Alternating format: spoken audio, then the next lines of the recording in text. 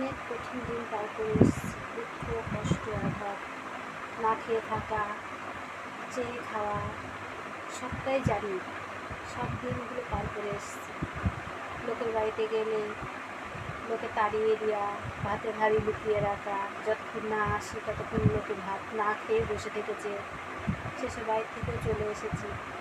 সেসব দিনগুলো চলে গেছে, তাও মনে করতে চাই না, কিন্তু তবু বলতে ইচ্ছা করে, জানাতে ইচ্ছা করে। সেই মানুষগুলো আজ কেমন আছে, কেমন থাকে জানি না। তাই ভাবি মানুষের দিন সমান যায় না, কাউকে দিকে কেউ অবহেলা করে না। এটাই ব্যাস সবচেয়ে বড় কথা।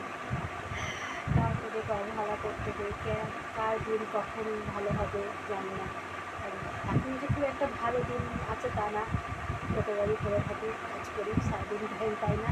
রাত্রেবেলা হলে একটু বকবক করি আমি। কিছু মনে করো না সবাই, আমার কথাগুলো শুনতে হয়তো খারাপ লাগে, আমি বলতে পারি না কাউকে কিছু।